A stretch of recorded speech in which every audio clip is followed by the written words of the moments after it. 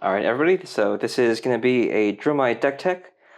This one hasn't won any awards. It's just part of the series that we're doing with Spark of Genius. So if you guys are interested in seeing how the deck plays, feel free to check out the gameplay videos. And now, without further ado, here's going to be Oliver to show off his bling and lack of bling for the deck tech. Go ahead. Bling. No bling. Yeah. Okay, that's very impressive. Okay, explain the deck, please. Okay. We're playing Dromai. She makes dragons and stuff. And this is the equipment that you'll use. These are the dragons you'll need. These are the cards you'll want. This is all sideboard. Cool. So explain to us the equipment choices here. Arcanite Skullcap, Tunic seems pretty standard for Illusionist nowadays. I actually like using Flamescale Furnace. Tunic is for the Frostbite characters. It's like Iyslander and stuff. So if they have Frostbite or they're trying to generate shit on your turn, then you have the extra resource. Skullcap is used for the extra life and the potential Arcane Barrier if you're ever lower than Iyslander. I was using Crown before.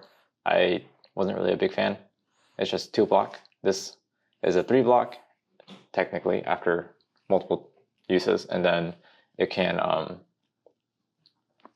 help break some combat chains. Mm-hmm. Yeah. So Crown is fine if you have it. Arcanite Skullcap is fine if you have it. It's just a matter of preference. Okay. For chest, Tunic, as I said, is for ice characters. Flamescale Furnace for mostly everything else. It does have the upside of having 3 block because temper, and I rarely use the instant ability to get resources, but it's there if you want to generate extra ash after you play the red card. Yeah. Braces of Belief or Ghostly Touch. Ghostly Touch is for the characters that pop all your stuff. Mm-hmm. Braces of Belief is here because we have it in Cold Foil.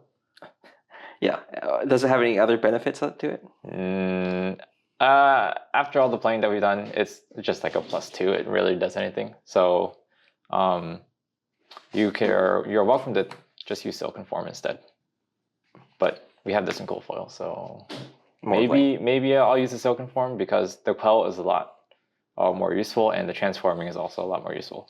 And then we have Footsteps because we're playing Illusionist.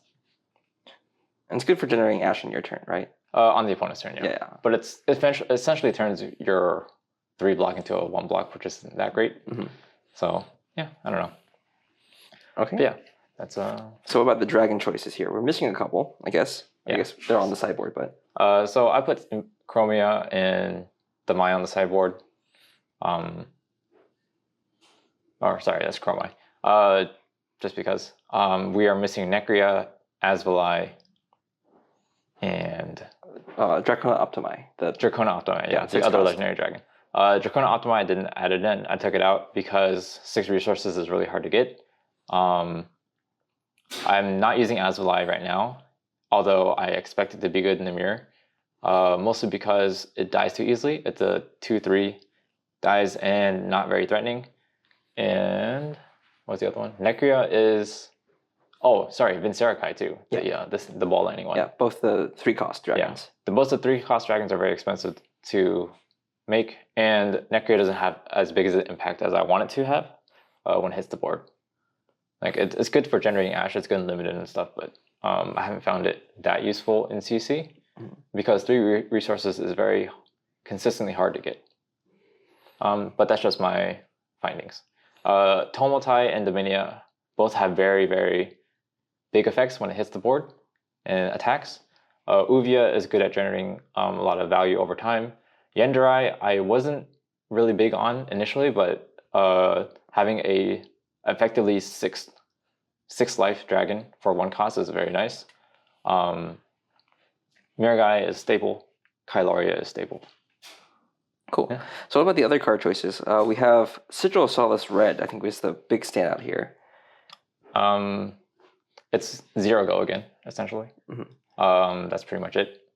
And we weren't using it in our binders. So it was just sitting in our binders, and they're pink stripe. Okay. No, but it's also good to have extra life. You're going to be blocking a lot to preserve life total, and having extra life is very nice to have. Spirit of Surreality is just another Dunebreaker Cenipai. but doesn't generate ash on breaking. Billowing Mirage is good for going wide. Sweeping Blow is good for generating ash. Burn Them All is a good 0 go again for like a 1 card in hand, and you need to make our dragons have go again. And Rake the Embers, good for generating ash and convert going wide, making a bunch of ash wings. So we have the rainbow ones here. And Red Hot is here for a finisher. I used to have 3 in here, but knocked it down to 2. And then we have Semblance for the Ghostly Touch synergy. Yeah. So one question I have for you here is, how often are you going wide versus just beating in with dragons?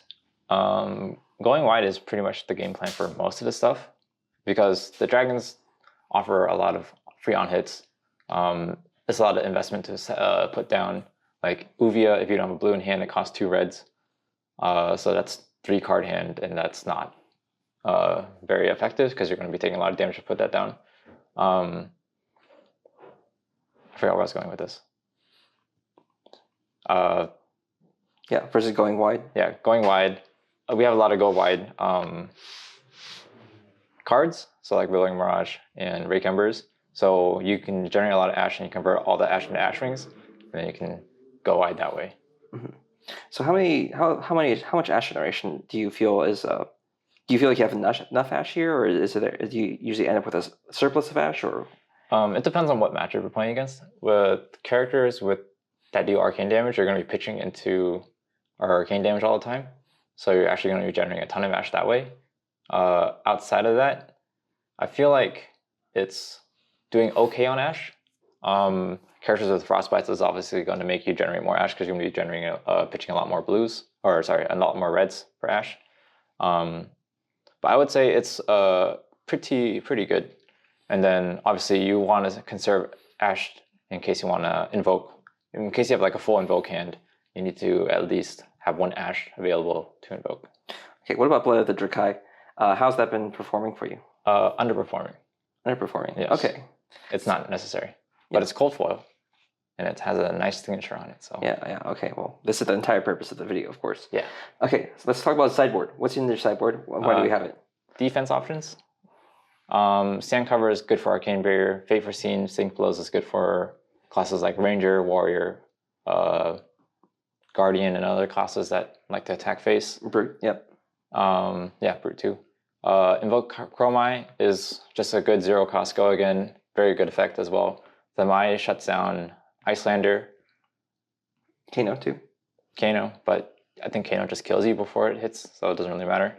Thaw is here for the anti-frostbite tech, anti-Iyslander tech. Probably not needed because you're pretty favored in Iyslander from what I can tell.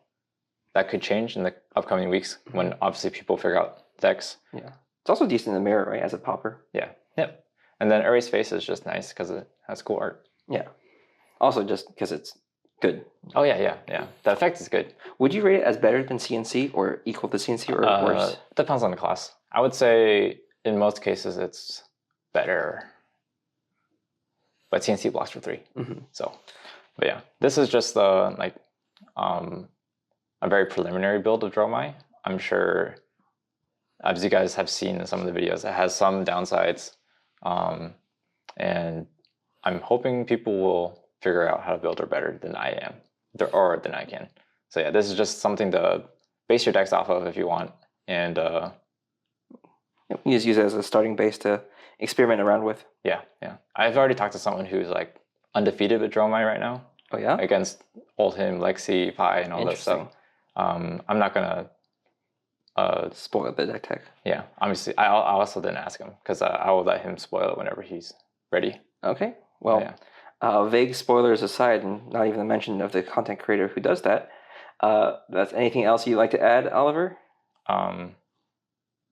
We need to get a Ghostly Touch though, we need to get our Team Covenant promos. Yeah, is this a request to trade our viewers for CF Ghostly Touch? I'm sure there's plenty of them who are looking to get rid of it. Maybe, we'll see. Okay. Yeah, there's a lot of bling I need to get left too. Yeah. Look at that. Look at these like non-bling cards. Yeah. You notice that most of these are in piles because Oliver is trying to hide the fact that we lack bling for basically every card. So No, these are extant. No, no, the Okay. illusion is ruined.